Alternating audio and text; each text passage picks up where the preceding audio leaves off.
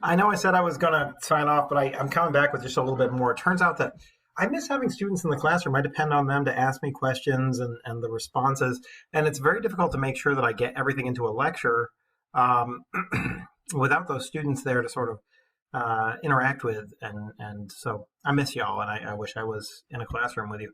But one of the questions that I always get inevitably when doing this presentation that I meant to talk about was a student will raise their hand and say, "Hey, Mr. Howard, um, how would you have written this essay when you were, applying to college?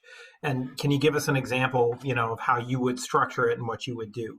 And so, sure, I can do that, and maybe this will be a way that helps you think about it.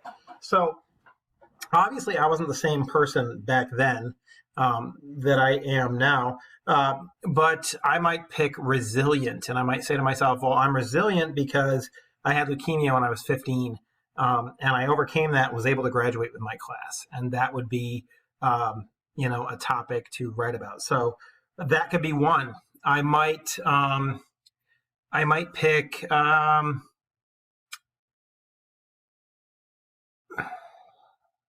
honest and hardworking, and use my grandfather. My grandfather was a fighter pilot in World War II. He flew P-40s over China. He was shot down. He was a prisoner of war of the Japanese, and he was my favorite human being on the planet Earth growing up.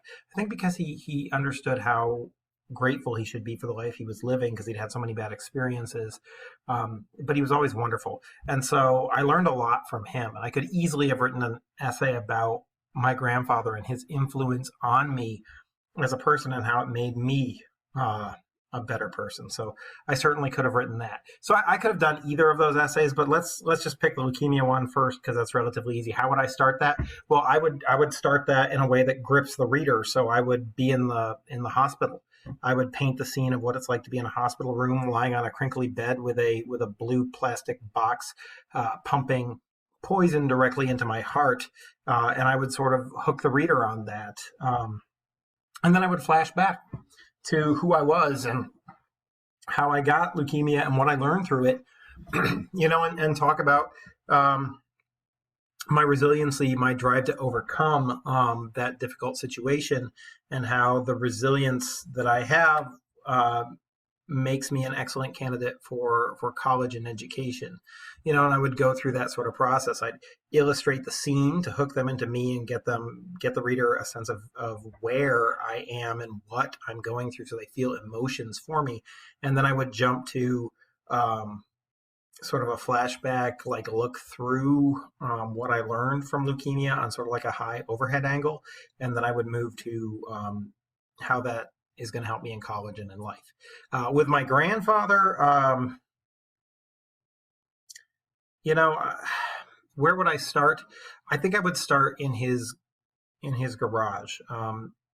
He he spent a lot of time in this garage that was attached to his shop, and he had a tractor. It smelled of cardboard and oil and gasoline and sweetgrass from the mower. And he had all of these projects, all these things he was always tinkering with because he had this curiosity in the world. And I would probably illustrate that scene and talk about focusing on a trait of his, like being grateful for the things that he had, and living and appreciating each day. And then I'd move into what lessons I took from him throughout my experience with him, and then how I'll carry those lessons and I'll carry him with me into college, even though he was no longer with us. This idea that he had passed. I think that would be a relatively easy essay to write as well. So I think there's a lot of things that you can write about. And one of the complaints that I often get from students is, I have nothing to write about. My life is boring. I'm not interesting. And that's not true. You're all interesting. You've all done fascinating things. You all overcome challenges. You just got to identify what they are. You don't need to have had leukemia to write a good college essay. You just have to have lived life and had experiences. Think about the challenging times. Think about the things that you had to overcome. Think about, maybe you moved. Maybe you have a sibling who's either an older sibling or a younger sibling, and you've either had to grow and mature to take care of one, or the other one has taught you lots of life lessons, or maybe you were in a sport, or maybe you were in an extracurricular activity, or a band, or you took up a musical instrument, or you like to hike or canoe, or you did summer camp. That'd be another one I could write. My third one would probably be about summer camp. School taught me all these things, like you've got to fit in, and doing extra work makes you a scapegoat, and to try and treat everything like a transaction. And then I went to summer camp where people were genuine and were who they were, and you got praised for doing extra work, and people appreciated it. And suddenly, like, it blew my mind. I found a place where I could be myself. And I vowed, because of my experience in summer camp, to be myself and to stop caring what other people think. Because at the end of the day, if people don't like you for you, they just don't like you. If you have to pretend that you're somebody else for other people to like you, then they're not your friends. They're friends of a fake persona that you put on. And that was eye-opening, and it made me sort of accept myself and change my attitudes and my beliefs. So, I mean, like, there's lots of things you can write about.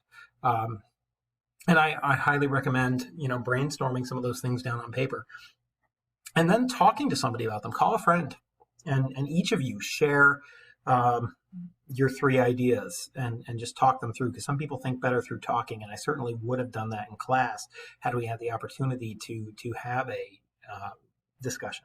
So anyway, just wanted to append that to the last video. We'll call this one College Essay 2.5, and then we'll move on to the other video next.